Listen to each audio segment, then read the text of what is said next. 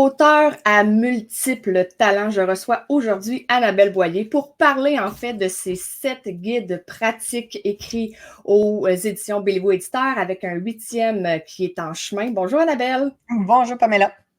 Merci d'avoir accepté ce moment en fait avec nous pour nous parler de tes multiples connaissances parce que ceux et celles qui te connaissent savent que tu as un très large éventail de formations et de connaissances et tu nous permets, en fait, tu partages avec nous ces connaissances-là pour nous faire grandir, nous faire évoluer. Alors, je vais montrer là, rapidement pour commencer. En fait, ça, c'est ton dernier qui a été publié. Donc, libérez-vous de votre passé et accédez à votre puissance. Un livre généralement basé sur la neuroscience suite à une formation que tu as fait. Les 8 étapes de votre potentiel infini, un livre que j'ai écrit beaucoup dedans et surligné parce qu'il contient vraiment des trésors. Je lis en vous, savez-vous lire en moi. Ça, c'est tes connaissances de synergologue. C'est en synergologie, donc le non-verbal. L'ABC du non-verbal en amour. Relations sous emprise.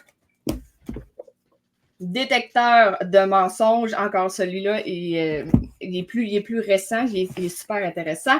Et l'ABC des réseaux sociaux. Donc, dans le fond, tu as plusieurs facettes. Dans une autre entrevue, on va parler également parce que tu as des romans. Mais côté développement personnel, on s'entend que c'est beaucoup le non-verbal, les mensonges et la neuroscience, c'est ça? Oui, exact. Et là, ton prochain, quel sujet est-ce qu'il va aborder? En fait, on va aborder toute la partie d'hypnose conversationnelle, de communication d'influence, de communication d'impact, donc de comment faire pour persuader, influencer, convaincre, même quand on a devant soi des gens qui sont résistants, des gens qui n'ont pas fait de développement personnel, des gens qui portent des blessures immenses puis qui ne réalisent pas que ce sont leurs blessures qui viennent biaiser leur interprétation de la situation. Donc, comment on fait pour composer avec des gens comme ça pour que ça se passe mieux, pour qu'on réussisse à établir une communication, une relation et à être capable de faire en sorte que la personne chemine, qu'elle évolue et qu'elle comprenne notre point de vue et même qu'elle puisse y adhérer de son propre chef. Donc, qu'elle puisse cheminer vers quelque chose d'un peu plus authentique et en même temps de nous aider là-dedans nous-mêmes à cheminer et à mieux comprendre notre personne pour comprendre ses besoins, pour comprendre ses résistances, pour comprendre ses objections, puis être en mesure à ce moment-là de mieux répondre, de mieux s'adapter et même de faire un pas donc vers l'autre personne. Encore un livre qui sera super intéressant. J'aimerais qu'on parle en fait de l'aspect synergologie, le non-verbal, qui fait peur à plusieurs personnes. Les gens, puis ça, je vais te poser la question parce que je pense qu'on en a déjà parlé, mais les gens pensent à défaut que quelqu'un comme toi avec des compétences en non-verbal passe son temps au quotidien à dire à ses proches, à sa famille, à ses amis, tout ce qu'il voit dans le non-verbal, alors que c'est pas le cas parce que pour te connaître quand même depuis plusieurs années, jamais dans un moment autre que le travail, là, qui n'a pas, je veux dire, qui n'a pas rapport avec le non-verbal, jamais tu m'as arrêté pour me dire tu viens de cligner des yeux, je pense que tu n'aimes pas ce que je te dis. Ça n'arrive pas, ça. Non, en effet, c'est un bon point. C'est un bon point parce que ces interventions-là, je te dirais que ça arrive plus souvent chez les nouveaux apprenants. Donc, les gens qui commencent à apprendre l'analyse du langage corporel ou la synergologie, parce que la synergologie, c'est une des méthodes pour apprendre l'analyse du langage corporel, mais il existe plusieurs méthodes. Je te dirais que la synergo, c'est probablement la plus complète que je connaisse. Mais quand on commence, là, à ce moment-là, inévitablement, on revient d'un cours, puis là, ben, on voit plein d'éléments, puis là, on cherche dans notre tête, qu'est-ce que ça veut dire, qu'est-ce que ça veut dire, qu'est-ce que ça veut dire, et ça nous déconcentre de la conversation. Et quand on commence aussi, on a l'impression de, je dirais presque d'avoir un pouvoir particulier. Tu sais, on apprend quelque chose de tellement incroyable, de tellement facilitateur que peu de gens connaissent, que des fois, on a l'impression que là, on en sait plus. Et là, j'ai observé des gens qui je dirais dans la première année d'apprentissage, vont utiliser justement leurs connaissances pour faire des interventions. Mais généralement, ces gens-là, ils ne terminent jamais la formation en synergologie parce que c'est pas long que les formateurs vont les recadrer. Et la façon de les recadrer, elle est simple, c'est qu'on va se faire filmer nous-mêmes. Par exemple, je me souviens d'une fin de semaine où je devais raconter une vérité et un mensonge. Il n'y a que moi qui sais lequel des deux est la vérité, lequel des deux est le mensonge. Et à ce moment-là, mes collègues devaient m'analyser. Donc, tout le groupe regarde ma vidéo avec moi. Ce qui est un peu particulier. Fait qu'évidemment, ça donne un travail d'humilité. Oui, vraiment. Et je me souviens d'un autre exercice où je suis assise sur ma chaise, tout le monde est en U autour de moi, et moi, j'ai pigé un papier qui me dit si je dois dire une vérité ou un mensonge. Donc, je ne le sais pas vraiment à l'avance. Et donc, je dois improviser. Et les gens autour ont le droit de me poser des questions, mais ils doivent comprendre si je dis une vérité ou si je dis un mensonge. Et après ça, les formateurs vont venir donner leur point de vue, leur analyse, leur soutien, leurs conseils, leurs astuces, leur savoir. Fait que c'est beaucoup d'exercices sur soi. On fait beaucoup d'analyses de soi-même. On se regarde beaucoup sur des vidéos pour voir ce qui est visible, ce qui n'est pas visible et comment on peut voir, par exemple, le mensonge dans notre propre visage, dans notre propre posture. Fait que ça, généralement, ces exercices-là, ça nous tempère. L'autre chose, c'est qu'en synergologie, on va insister sur l'importance du développement personnel. Parce que si moi, je porte des blessures, ça va biaiser mon observation. Ça va biaiser mon analyse et je peux à ce moment-là avoir une mauvaise interprétation. Donc, on va beaucoup insister là-dessus. On va beaucoup insister sur le fait que mes blessures, elles sont visibles pour les gens autour de moi. C'est ce qu'on appelle les zones d'ombre. C'est une notion que tu connais bien. Et les zones d'ombre, ben, tout le monde les voit, sauf moi-même, tant que je n'ai pas fait un travail dessus. Fait que ça aussi, c'est tout un travail d'humilité. Ce qui fait que plus on apprend, plus on accepte nos propres zones d'ombre, plus on est en mesure d'accueillir celles des autres. Fait que les seuls moments où vraiment je vais utiliser l'analyse du langage corporel et que je vais la nommer, parce qu'évidemment, j'observe, je ne peux pas ne pas observer. Et si, par exemple, je suis en coaching et que je pose une question à un client ou une cliente et que je sais que la réponse qui vient de m'être donnée, le verbal et le non-verbal ne sont pas cohérents. Là, c'est sûr que je vais re-questionner, je vais challenger. Puis à un moment donné, quand la personne va finir par me dire « Ouais, c'est vrai, c'est pas tout à fait ça », là, je vais me permettre de dire « Je le sais, ton corps et tes paroles n'allaient pas dans le même sens. » Donc, je savais. Parce que l'idée, c'est de faire comprendre aux gens que la stratégie de mensonge, elle ne peut que nous mettre dans une situation merdique. Et quand quelqu'un dit un mensonge et qu'il ne sait pas comment s'en sortir, qu'il ne sait pas comment revenir en arrière, qu'il n'a pas l'humilité de dire « Mais en fait, c'est pas tout à fait ça », il va embarquer dans une spirale de mensonges qui va s'accentuer. Et là, moi, il faut que je trouve un moyen de le sortir de là, parce que là, tout ce qu'il va me dire après, ce ne sera pas vrai, puis il ne saura plus comment se sortir de là. Il faut que je le sorte de la spirale. Et là, à ce moment-là, quand il finit par y avoir un petit bout d'authenticité, c'est là.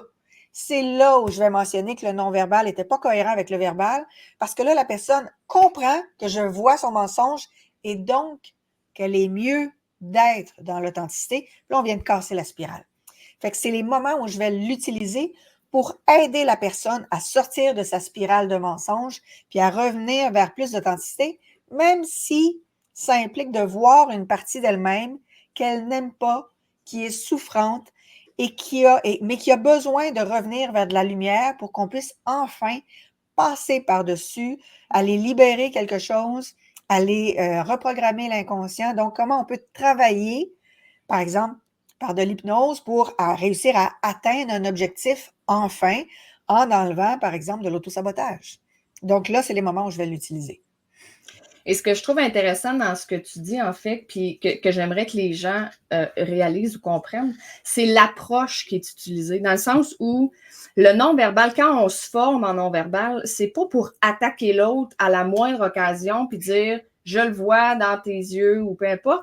Fait que, tu sais, quand tantôt tu disais qu'en coaching, tu vas aller reposer la question, tu n'attaques pas la personne. Toi, tu le sais, mais tu lui donnes quand même l'opportunité de recommencer, de redire sa réponse avec plus de vérité. Et ça, je trouve ça important parce que le but, c'est pas d'aller dénigrer l'autre, d'aller taper dessus. Puis en plus, si tu faisais ça, probablement que les gens, en tout cas, moi, je le ferais, mais on se fermerait. On n'aurait plus envie. Si tu m'attaques à cause de mon non-verbal, je vais me fermer. Puis là, je vais croiser mes bras d'ailleurs. Puis j'aurais plus envie de répondre ou de poursuivre le coaching parce que je me sens toujours attaquée. Oui, mais en coaching, l'objectif, c'est d'accompagner l'autre à développer la meilleure version d'elle-même. Donc, si j'attaque, je scrape mon coaching, j'aurai plus de clients. Puis la personne qui se sent attaquée, elle me référera pas à d'autres personnes. Au contraire, elle va parler contre moi. Donc, mon travail, c'est de m'assurer de guider l'autre. Et si j'attaque l'autre, bien, ça veut dire qu'il y a quelque chose en moi qui a réagi. C'est ma blessure à ce moment-là qui vient de prendre le dessus. Parce que ce que me dit l'autre, verbalement ou non verbalement, si ça me dérange profondément, c'est qu'il y a quelque chose en moi qui n'est pas guéri, pas résolu. C'est ce qu'on appelle en psychologie la projection. Donc, si moi, j'attaque l'autre, ben le problème, il est en moi. Ça veut dire que j'ai un travail à faire sur moi. Et ça aussi, c'est pour ça qu'en Synergo, on insiste tellement sur l'importance du cheminement, de l'évolution, du développement personnel, parce que inévitablement, quand je vais observer mon propre langage corporel, bien, je vais voir des choses que je n'avais jamais vues avant aussi. Moi, je me souviens d'une rencontre à un moment donné, je suis avec une amie, puis à un moment donné, je me rends compte, on est dans un restaurant à déjeuner, et là, elle parle, puis moi, j'arrête pas de me gratter. Écoute, ça n'a pas de bon sens. Je suis en train de devenir complètement plaqué rouge, tellement je me gratte. Mais à un moment donné, je me rends compte que je me gratte continuellement. Dès qu'elle parle, je me gratte. Et là, je réalise que cette amitié-là ne me convient plus. Oh. Mais là, je suis avec elle, là. Mais là, j'allume, là. Là, tout d'un coup, je m'observe et je me vois. Et là, je comprends que je ne suis pas bien dans cette relation-là. Parce que la personne ne fait que me parler de problèmes, de drames, puis elle amplifie les drames, puis moi, je suis plus capable. Je suis juste plus capable. Elle n'applique pas de solution, elle cherche pas des moyens de s'en sortir, elle ne fait qu'accumuler des drames et interpréter tous les comportements et toutes les paroles des autres comme des drames. Et moi, je veux plus de ça dans ma vie. Et là, je comprends qu'il faut que je mette fin à cette relation d'amitié-là. Pas évident. Pas évident. J'ai fini mon café dans le silence. J'ai juste arrêté d'échanger parce qu'à un moment donné, j'ai compris que de toute façon, ce n'était pas une relation d'amitié. Et j'ai juste arrêté de l'appeler, tout simplement. Mais ça m'a fait cheminer à vitesse grand V. Puis après, j'ai dû me questionner sur mais qu'est-ce que je veux vraiment comme type de relation? De quoi j'ai envie? De quoi je me nourris moi-même? C'est quoi mes propres sujets de conversation? Et là, ça en est suivi tout un travail sur moi-même pour réussir à voir qui je suis vraiment. Et là, je me suis mise à faire des formations en particulier. Je pense entre autres à la formation de l'Académie Zéro Limite avec Martin Latulippe, à rencontrer d'autres gens qui veulent se développer, qui veulent réussir en affaires dans le monde du développement personnel. Et là, ça a permis de créer plein d'autres relations. Fait qu'inévitablement, quand on étudie la synergologie ou toute autre méthode d'analyse du langage non-verbal, on ne peut pas ne pas travailler sur soi parce que notre non-verbal, il est criant dans ce temps-là et on ne peut que le voir. Ça ne peut pas faire autrement. Et l'exemple que tu viens de donner, en fait, ça va un peu dans le même sens que la prochaine question que je voulais te demander. Puis, corrige-moi si je me trompe, là, mais il me semble que tu as déjà dit que non-verbal réagit avant même que le conscient soit Oui, conscient, en fait, de la pensée. oui. Est-ce que tu utilises souvent tes connaissances pour toi? Tu sais, dans le sens où est-ce que tu es capable de t'arrêter puis de réaliser ton non-verbal, ce que tu es en train de te dire avant même d'avoir conscience, ou c'est plus difficile vu que c'est comme sur toi-même? En fait, je me souviens d'une situation à un moment donné, puis ça arrive souvent, puis il est arrivé tellement souvent où j'ai pas écouté mon propre corps. Puis après, je me suis dit, mon Dieu, pourtant, mais le corps me l'avait dit. À un moment Oh, donné, je suis dans une activité de réseautage avec mon conjoint, Martin, que tu connais. Et il y a beaucoup de kiosques, il y a beaucoup de gens, et je me sens pas bien. Et je sens que j'ai des tensions au niveau des trapèzes, je sens que j'ai des tensions au niveau de la cage thoracique, ma respiration est plus difficile et je ne comprends pas ce qui m'arrive. Mais il y a quelqu'un dans la salle que dès que je le vois, c'est comme un des hauts dirigeants. Fait qu'il y a une opportunité d'affaires là, mais mon corps, lui, il n'est pas d'accord. Et à un moment donné, ce monsieur-là vient me voir, il me serre la main, il l'écrase un peu, puis il la garde prisonnière dans sa main. Et là, ça fait 38 ans que je fais du karaté, mon corps a réagi tout de suite. Mes pieds, qui étaient plus collés, ont pris tout de suite la largeur de mes hanches.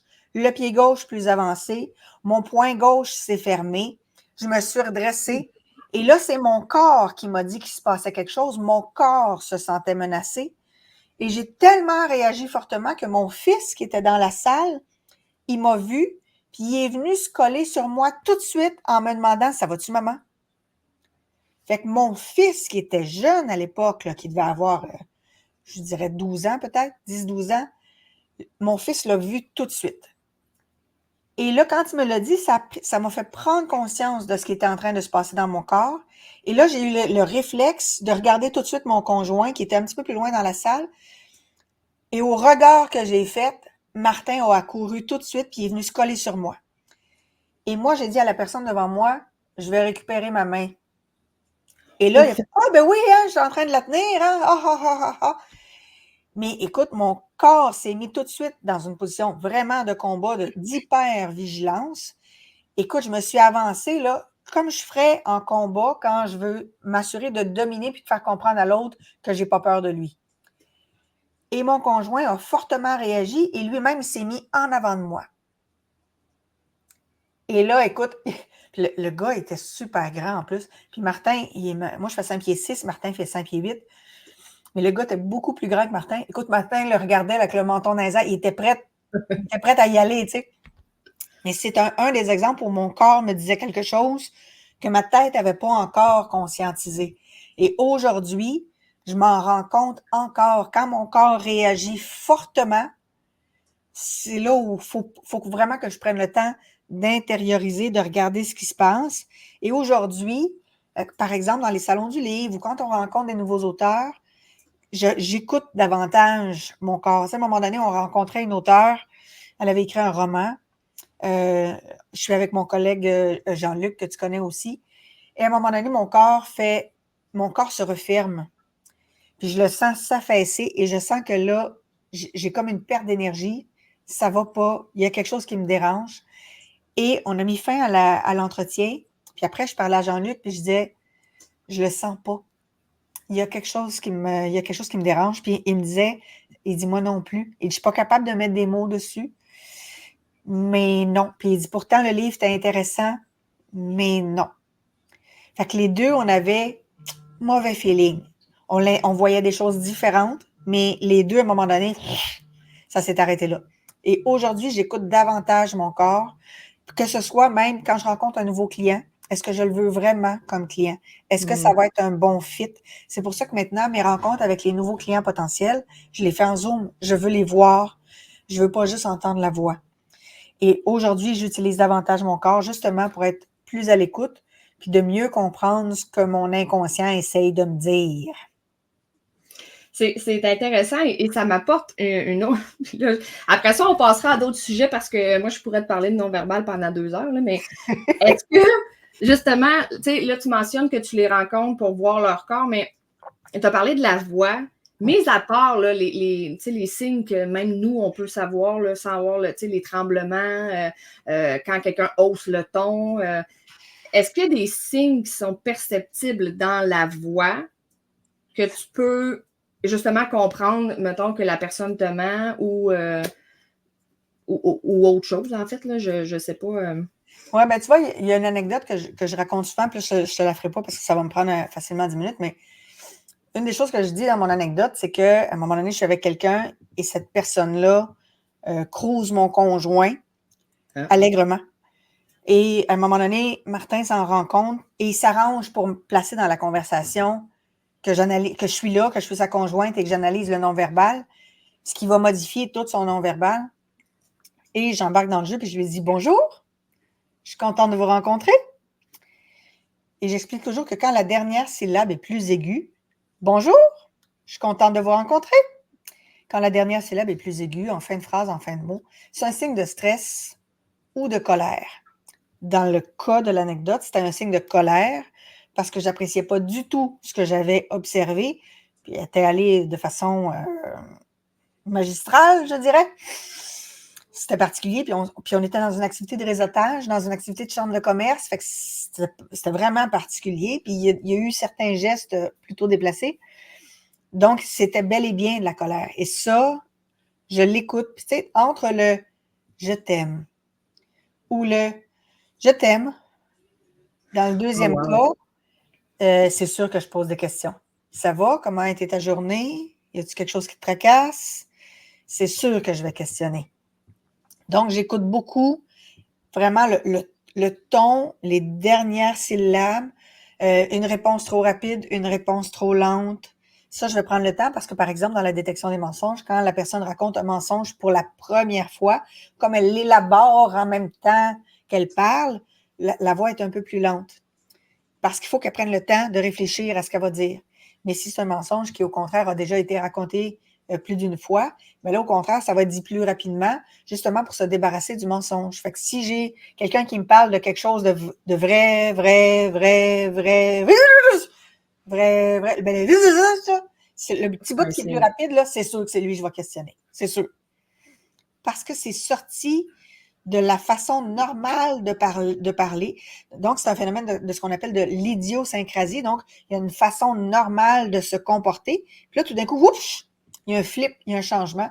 Puis quand il y a un flip ou un changement, c'est là où je vais questionner davantage.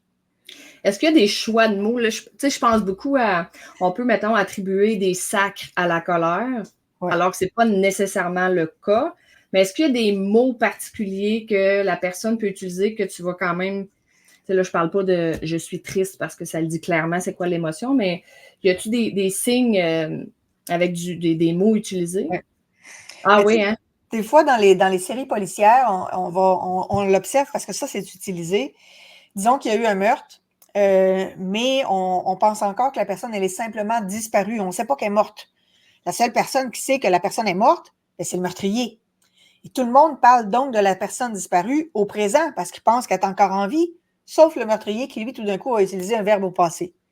Mais ça, dans la vraie vie, ça arrive pour vrai.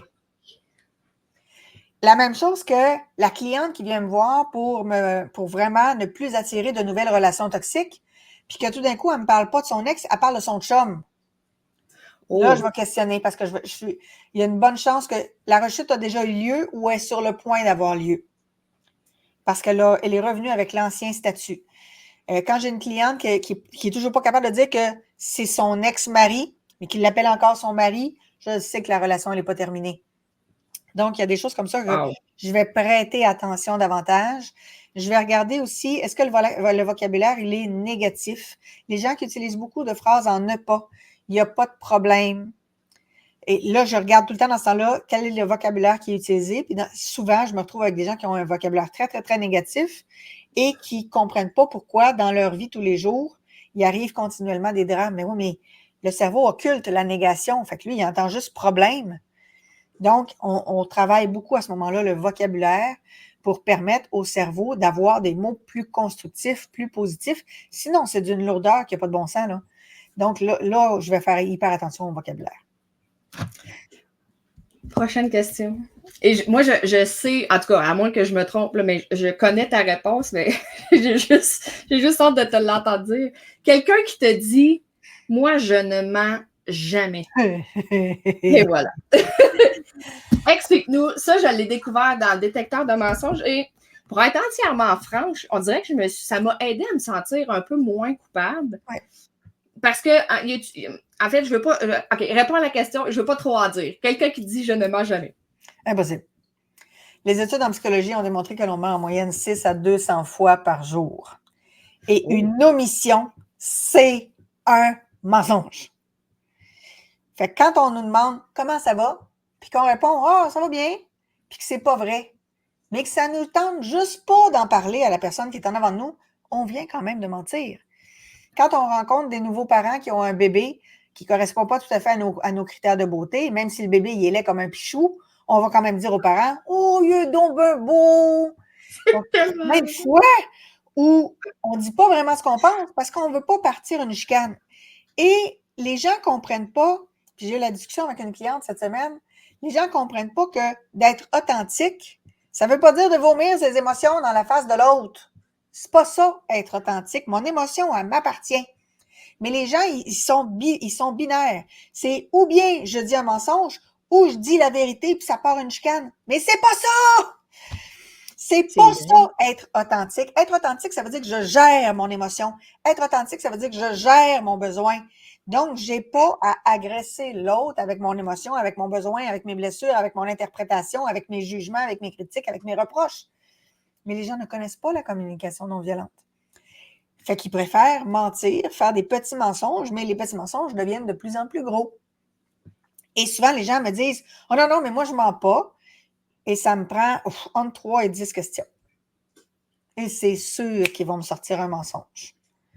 Puis, au moment où ils disent la phrase, je le vois dans leur face qu'ils savent que ce n'est pas tout à fait vrai ce qu'ils viennent de me dire. Et là, je vais challenger. Je vais prendre différents angles. Puis, à un moment donné, je vais l'avoir, la vérité. Puis, des fois, je vais attendre 10 minutes. Puis, je vais revenir sur le même sujet. Mais je vais finir par l'avoir. Donc, il y a plein de situations. Faites juste penser. Vous avez un nouveau conjoint, une nouvelle conjointe. Vous allez chez belle-maman, puis vous n'aimez pas la bouffe qu'elle a faite. Mais c'est la première fois que vous la rencontrez. Bien, des bonnes chances que vous mangiez le repas, même si ça ne vous convient pas. Donc, il y a plein de situations où on ne dit pas tout à fait ce qu'on pense, puis il y a plein de fois où c'est pas au clair encore dans notre tête ce qu'on pense.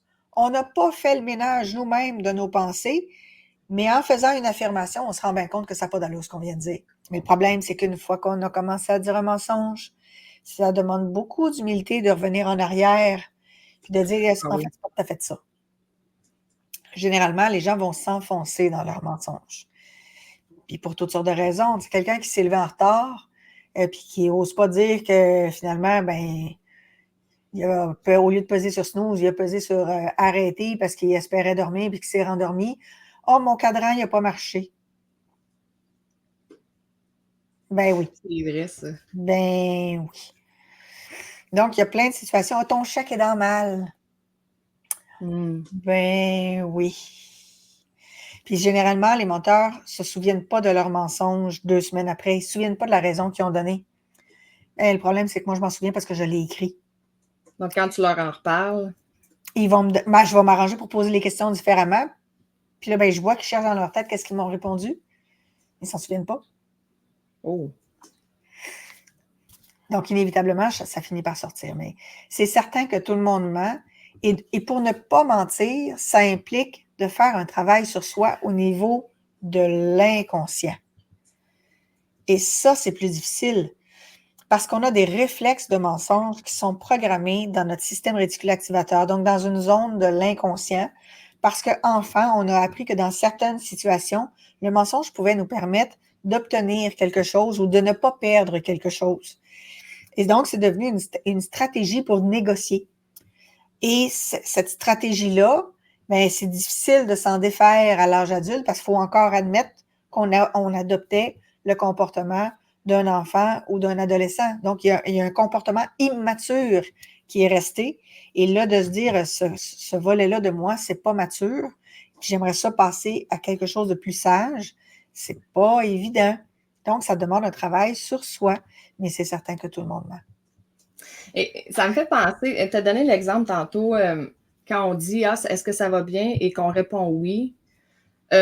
Je l'avoue, moi, c'est une technique que j'ai prise parce que à un certain moment donné, je me souviens pas, dans un livre, je pense, ça disait que justement, en répondant non ou en répondant bof, pas tant, ben, ça faisait juste envoyer ce message-là. Fait que moi, je m'étais dit, je vais juste tout le temps dire oui, comme ça, mon cerveau va l'enregistrer sans penser que c'est un mensonge. Puis en même temps, si on dit bah, pas tant que ça, ou bah, ça me tente pas d'en parler, la personne, là, c'est rare qu'elle va faire comme OK, là, elle va se mettre à dire mais si tu veux en parler, nan, nan.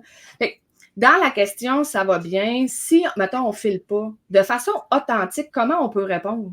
Il y a des journées qui sont plus faciles, puis il y a des journées qui demandent plus de travail sur soi. Aujourd'hui, on est dans une journée où ça demande plus de travail sur soi. Mais on va faire quand même la rencontre qu'on a à faire, puis ça va bien aller. C'est une bonne réponse. C'est vrai. C'est tellement vrai. C'est parce que là, j'ai beaucoup trop de questions dans ma tête. Ça doit être, depuis tantôt, je pense que j'ai eu 6 questions. Je me disais, il faut que je m'en rappelle. Il existe différentes sortes de mensonges. Est-ce que tu peux nous expliquer juste un petit peu les différents types? Bien, en fait, il y en a plusieurs. Puis là, tu vois, je regardais d'autres recherches puis d'autres livres. Tu sais, il y a des mensonges qui servent simplement à préserver une relation. Il y a des mensonges qui servent à obtenir un gain. Il y a des mensonges qui servent à ne pas perdre quelque chose. Il y a des mensonges qui servent simplement à se protéger. Donc, il y a différents types de mensonges et dans la même situation, il est possible qu'on ait plusieurs mensonges pour plusieurs raisons différentes. C'est quelqu'un qui fait une entrevue d'embauche, par exemple, et que ça fait plusieurs mois qu'il travaille pas, il a besoin d'argent parce que sinon il va se faire éjecter de son appartement ou il va perdre sa maison et que son entourage commence à dire que là, franchement, il devrait se déniaiser puis faire quelque chose. Cette personne-là a une pression énorme. Et là, en entrevue d'embauche, si la personne se rend compte qu'elle n'a pas tout à fait les qualifications, ben, il est possible qu'elle bonifie un peu son expérience en se disant, ben, quand je vais avoir le poste, je vais combler, je vais compenser, je vais y arriver, Et là, on va justement mentir pour obtenir quelque chose à tout prix parce qu'on en a absolument besoin. Puis il y a une recherche qui avait été faite aux États-Unis où on avait passé des gens en entrevue pour un faux poste. On avait fait un faux affichage, mais on avait fait des recherches sur les candidats qui avaient été retenus. On a vérifié tous leurs réseaux sociaux, on a vérifié les anciens employeurs, on a tout vérifié. Et au bout de 10 minutes, 60% des gens ont menti dans l'entrevue d'embauche. Oh mon Dieu! Parce qu'il y avait absolument besoin d'un poste ou parce qu'ils espéraient que ce poste-là allait leur permettre de les propulser vers la vie de rêve qu'ils voulaient. Donc, il y avait vraiment un espoir d'obtenir quelque chose. Fait que c'est sûr que dans ce temps-là, c'est pas la même chose que l'enfant qui s'est fait prendre en défaut parce qu'il a mangé du chocolat puis qu'il avait pas le droit. Lui, il veut éviter une punition. Mm. Donc, ça sera pas pour les mêmes raisons, c'est pas le même type de mensonge. Et là, à ce moment-là, ça ne donnera pas non plus les mêmes signes non-verbaux. Alors que la personne qui ment pour séduire une femme ou séduire un homme, dans l'espoir de ne plus être célibataire ou dans l'espoir d'avoir un one night, mais ça ne donnera pas les mêmes signes que l'enfant qui a pris du chocolat. Parce que ce n'est pas pour la même intention, pas pour la même raison. Donc, quelle est l'intention qui est derrière ça? L'intention va déterminer le type de mensonge. Évidemment, il peut y avoir énormément de situations. Parce que là, il y a plusieurs types de mensonges, mais il y a aussi plusieurs types de menteurs. Oui, exactement. OK. Dernière question, en fait, parce qu'on pourra refaire là, des entrevues sur chacun, sur plusieurs thèmes. Le seul qu'on n'a pas abordé, en fait, je vois qu'il y en a 2 qu'on n'a pas abordé, mais l'ABC du non-verbal en amour, en quoi, selon toi, la synergologie peut aider dans un couple? À préserver la relation. même en situation de conflit. D'être capable de voir que les paroles de la personne dépassent sa véritable pensée. D'être capable de voir quand est-ce que la personne, elle est réellement authentique. D'être capable de voir que la personne peut trouver quelqu'un d'autre de désirable, mais ça veut pas dire qu'elle veut faire sa vie avec elle, puis ça veut pas dire qu'elle va vous tromper. Parce qu'on a beaucoup de relations de couple où il y a de la jalousie. Et pour te raconter une anecdote, à un moment donné, je suis au restaurant avec Martin et la placière qui nous fait rentrer, elle est toute habillée en noir, puis c'est des mini-jupes dans ce restaurant-là. Elle a des bas de nylon noirs, puis elle a une fichue grande maille dans son bas de nylon en arrière qui part du bas de sa jupe. Puis la jupe est vraiment courte, puis qui descend très bas. Mais tout le reste est en noir, puis tu as une grosse maille. Tu ne peux pas voir la maille, là, c'est impossible. Puis la jeune fille est cute, elle doit avoir une vingtaine d'années à peu près. Donc, évidemment, Martin réagit à la vue de la jeune fille. Puis il ne pouvait pas ne pas la remarquer. Elle est en avant de nous, puis elle a une belle grosse maille. Entre ça, puis rajouter des gyrophares, là, c'est pas mal pareil. T'sais. Donc, je voyais, par exemple, sa pupille qui se dilate, ça a bien à donner dans ce restaurant-là. On est à une banquette, puis il y a un plafonnier qui descend, puis qui descend très bas. Donc, ça me permet très bien de voir que ses pupilles sont dilatées. Puis moi, évidemment, je le regarde, puis j'ai un petit sourire, puis j'attends, parce qu'il essuie du regard. Puis je le regarde, puis je souris, puis j'attends. Puis à un moment donné, il se rend compte de ce qu'il est en train de faire, puis il fait « Ça serait bien que je me concentre sur ma conjointe. Hein? » Et là, il revient vers moi, puis il dit « Là, je suppose que j'ai les pupilles dilatées. » J'ai dit « En effet. » Et lui, il a déjà été dans une relation où sa conjointe était jalouse. Mais moi, je sais que cette réaction-là, c'est une réaction physiologique. Il ne désire pas, il ne veut pas coucher avec, on ne la reverra jamais. C'est une réaction physiologique. Et j'ai donc moi-même ces réactions-là quand j'observe un homme que je trouve cute. On ne le sent pas, la dilatation de pupille, mais c'est pas parce qu'on ne le sent pas que ça ne paraît pas. Il y a une recherche qui a été faite aux États-Unis où on a mis des électrodes partout sur le corps des gens et on a évalué les réactions physiologiques face à des photos excitantes. Donc, on leur montre plein d'images érotisantes, puis on regarde ce qui se passe dans le corps, puis on dit à la personne, quand tu penses que tu commences à être excité, tu pèses sur le bouton devant toi. Mais les gens pesaient sur le bouton 5 minutes après les premiers signes d'excitation, des signes visibles pour les gens qui faisaient l'expérience. Donc, évidemment, il y a plein d'éléments qui sont visibles.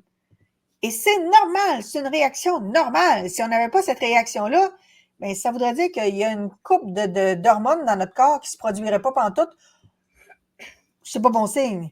Donc, il y a plein d'éléments comme ça que c'est important de mieux interpréter les réactions du corps pour être en mesure, par exemple, quand on a une conversation avec quelqu'un, d'observer le non-verbal, ça nous permet, surtout quand on est une femme, puis qu'on voudrait donc échanger, partager notre ressenti. Mais à un moment donné, monsieur, il y en a assez, il est saturé. Il ne peut pas en prendre plus, puis si on va plus loin, il va se fermer. Mais si on observe le corps, on est capable de voir, oups, là, je viens d'atteindre la limite. J'avais encore quelque chose à dire, mais c'est pas le bon moment. Je vais empirer la situation si je continue. Donc, et comme je suis responsable de mon émotion, je suis responsable de mon besoin. C'est pas à l'autre à répondre à mon besoin. Donc, si moi, j'ai besoin de verbaliser, mais que c'est pas le bon moment avec lui, mais je vais aller verbaliser avec une amie, je vais aller verbaliser avec quelqu'un d'autre, avec un psy, avec un coach, avec n'importe qui d'autre, mais pas avec mon conjoint. C'est pas le bon moment. Parce que son corps me le dit quand il y en a assez. C'est terminé. Et là, on s'entend que la personne, la fille ou le gars qui réagirait à la dilatation des pupilles avec une jalousie, ça lui donne aussi un... Tu sais, elle ne peut pas utiliser là, en disant « Je le sais que tu la trouves belle, tes pupilles sont dilatées », puis réagir. Fait que ça, c'est un travail sur soi, là, un peu comme tu disais au début de l'entrevue. Une surréaction, c'est pas le problème de l'autre. Mon émotion m'appartient. Si je surréagis, ça veut dire qu'il y a une blessure en moi qui s'est activée.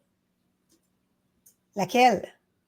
Et si j'ai l'impression que mon conjoint est toujours en train de croiser quelqu'un, un, j'ai un travail à faire sur moi, puis deux, qu'est-ce que je fais dans cette relation-là? Pourquoi je reste dans une relation comme ça?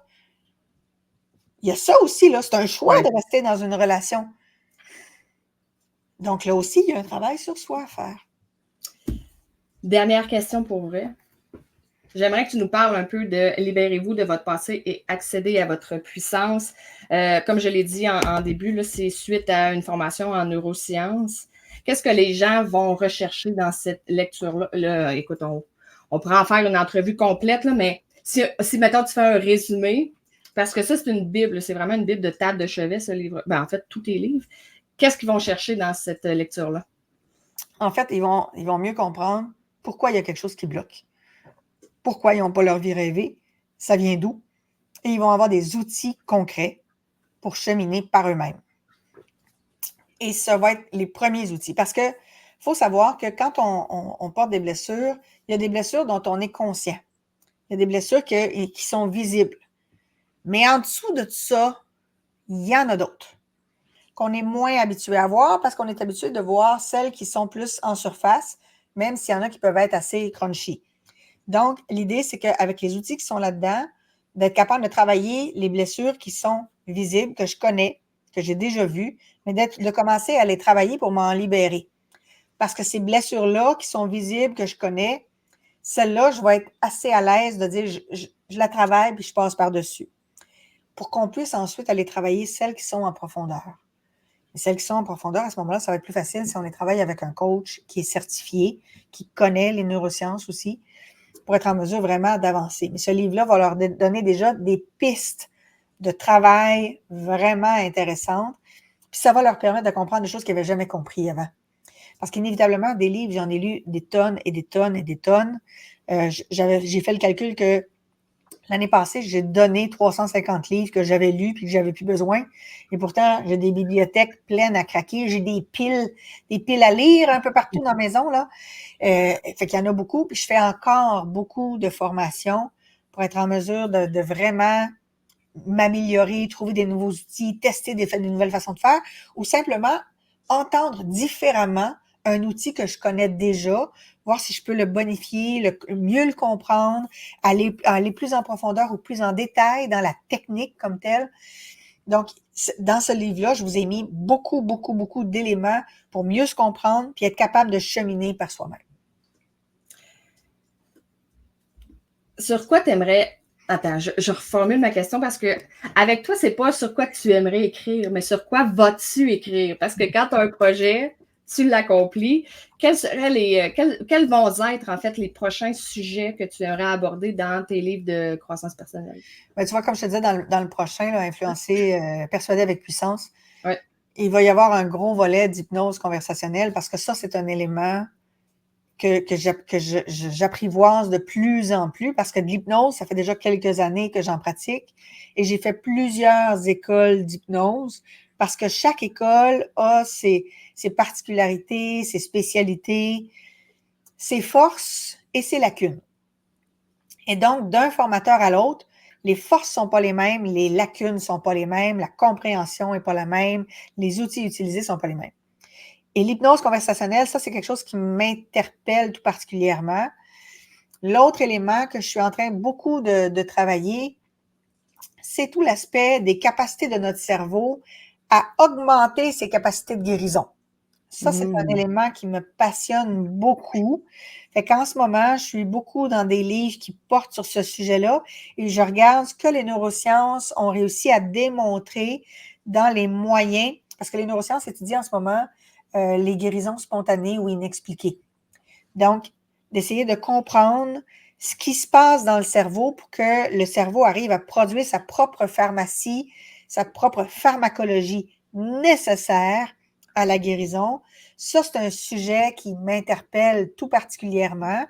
Et c'est sûr que, je te dirais, dans les 2 dernières années, j'ai travaillé beaucoup au niveau des identités saboteuses pour aller encore plus loin. Comment on s'en libère, comment on les remplace par une identité plus facilitatrice. Ça, c'est des éléments que j'ai travaillé beaucoup. Puis tu le sais, moi, je me suis empoisonnée avec un médicament sans le savoir. Donc, tout l'aspect de comment on peut utiliser le cerveau. Puis toi, tu le sais aussi, mais j'ai eu une extinction de voix complète. Je n'avais plus aucun son qui sortait de ma gorge. J'ai eu 12 jours de cortisone, puis ça n'a rien donné. J'ai eu des antibiotiques, j'ai eu plein de choses et ça ne fonctionnait pas. Et je me suis guérie en utilisant mon cerveau. Puis après ça, j'ai pu voir, moi j'ai vu un ORL qui ne savait pas quoi faire avec moi, qui m'a référé à une autre personne beaucoup plus spécifique au niveau des cordes vocales. Et là, on est allé creuser, mais j'ai eu le temps de retrouver ma voix par des exercices précis et je l'ai retrouvé en 5 jours, alors que ça faisait des semaines que je n'arrivais pas à parler. Donc, j'ai réussi à utiliser, à optimiser le travail de mon cerveau pour retrouver cette voie-là. Et encore aujourd'hui, je travaille sur le comment on peut traiter des traumas qui sont à l'intérieur de moi, comment on peut traiter des blessures qui amènent des maladies physiques. Donc, là, je suis beaucoup là-dedans, là, parce que je l'expérimente évidemment sur moi-même. C'est tellement, tellement intéressant. Annabelle, les gens peuvent te rejoindre sur tous les réseaux sociaux, Facebook, Instagram, même sur YouTube, tu as ta chaîne, TikTok, LinkedIn, X, je ne sais pas si tu es sur l'ancien Twitter.